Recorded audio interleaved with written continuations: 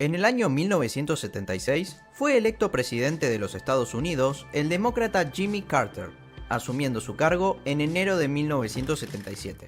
Su mandato estuvo fuertemente condicionado por la crisis del petróleo comenzada en 1973 por los acuerdos del Camp David en 1977 y 1979, donde se buscó la paz entre Israel y Egipto por la firma del Tratado SALT II en el año 1979. Un acuerdo con la Unión Soviética para limitar la producción de las armas nucleares de ambas naciones. Al poco tiempo de asumir como presidente, Carter impulsó en el Congreso una ley denominada Ley de Reinversión Comunitaria.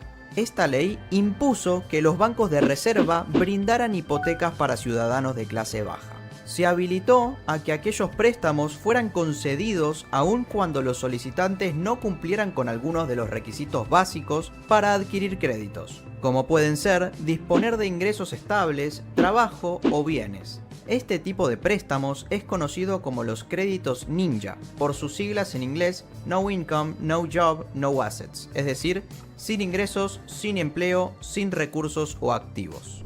Estos créditos y sus cláusulas son fuertemente recordados por ser una de las principales causas de las crisis financieras del año 2008. Esta ocurrió debido al otorgamiento de estos créditos y la posterior imposibilidad de pago por parte de las empresas y particulares. Esto último fue consecuencia de la subida de las tasas de interés que hizo que el crédito o los préstamos sean más costosos, sumado a la irresponsabilidad de los bancos y de entidades financieras que dieron una seguridad crediticia falsa. En 1979, Paul Volcker es elegido presidente de la Reserva Federal estadounidense.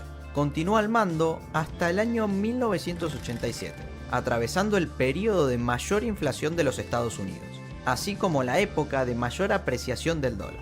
Volcker ya había formado parte de la banca estadounidense, tanto en el ámbito privado, donde estuvo trabajando en el Chase Manhattan Bank, como también en el sector público, donde ya había desempeñado el cargo de presidente de la Reserva Federal de Nueva York. Durante la década de los 80, Volcker aumentó las tasas de interés del Tesoro estadounidense a un 20% anual para hacerle frente a la gran inflación antes mencionada.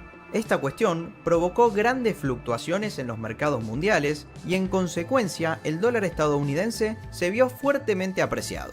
Estas políticas monetarias lograron bajar las tasas de inflación, las cuales habían llegado a un máximo aproximadamente de un 15% en el año 1980.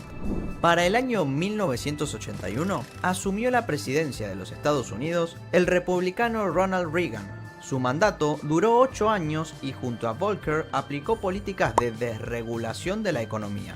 Durante este periodo se bajaron los impuestos tanto a los particulares como a las empresas, aumentando el Producto Bruto Interno y bajando fuertemente el gasto público. Cabe recalcar que esto último no aplicó a todo lo relativo al armamento y cuestiones de defensa, área para lo que el gasto público se vio aumentado. En el año 1982, Ronald Reagan levantó algunas de las restricciones impuestas desde el New Deal de 1933 e indujo una nueva ley bancaria que se denominó Garn-Saint-Germain Act, o Ley de Instituciones de Depósito. La misma desreguló a las instituciones de ahorro y préstamo a la vez que le permitió a las entidades bancarias la posibilidad de ofrecer productos financieros flexibles, es decir, préstamos de fácil acceso pero con muchísimo riesgo dado sus bajos requisitos para su entrega. Un ejemplo de esto fueron las hipotecas con tasas de interés ajustable, aumentando aún más el riesgo para los ciudadanos luego de la Ley de Reinversión Comunitaria de Carter y los créditos ninja. Cabe aclarar que durante este año la tasa de desempleo se encontraba arriba del 10%, siendo la mayor desde la Gran Depresión de 1929. A esta ley se la conoce por haber sido uno de los factores más relevantes de la crisis de ahorro y préstamos, conocida en inglés como Save and Loan Crisis, y tuvo consecuencias a largo plazo, casi 30 años después de su sanción. En ese periodo de tiempo, la deuda de las familias estadounidenses se duplicó, pasando del 60% de sus ingresos a aproximadamente el 120% en el año 2007, año en el que comienza una gran crisis hipotecaria en el mundo. En la década de los 80, se produjo una crisis de deuda generalizada en los países latinoamericanos.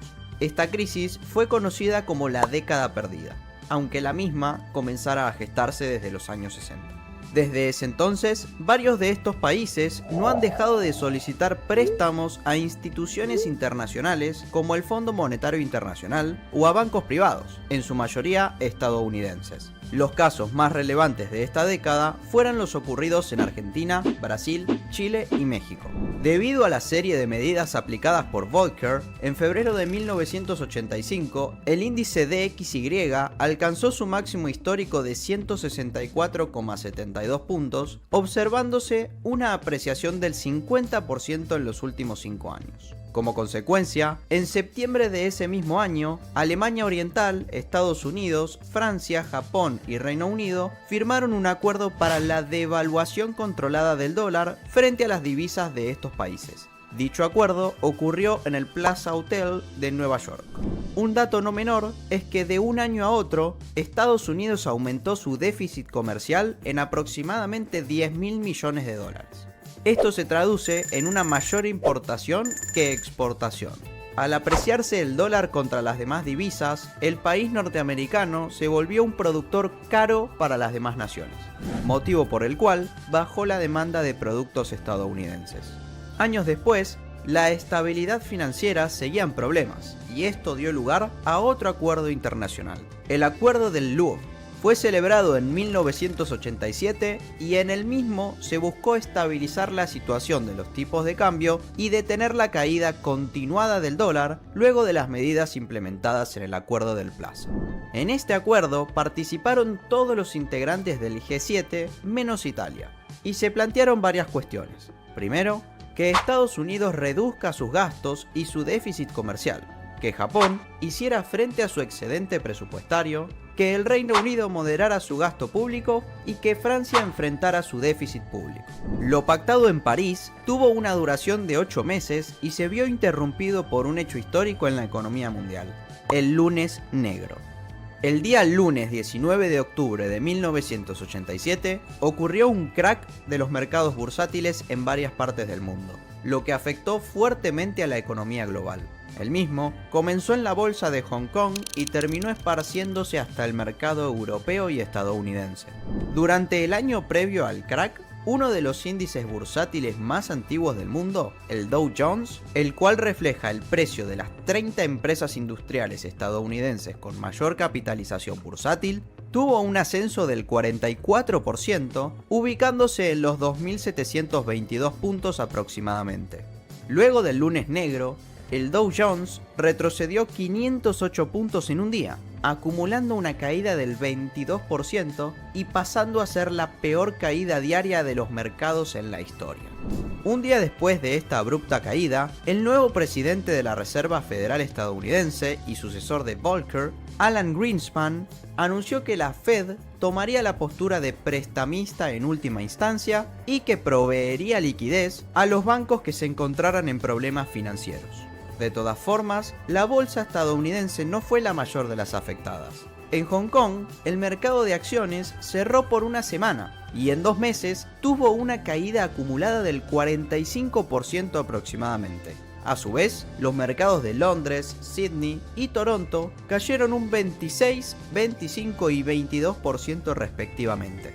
Finalizado el año, en diciembre de 1987, Reagan y Gorbachev, líderes de Estados Unidos y la Unión Soviética en ese momento, firmaron el Tratado de Washington, luego de que Reagan decidiera salir del acuerdo SALT II en el año 1986, acusando a la Unión Soviética de no cumplir con lo pactado.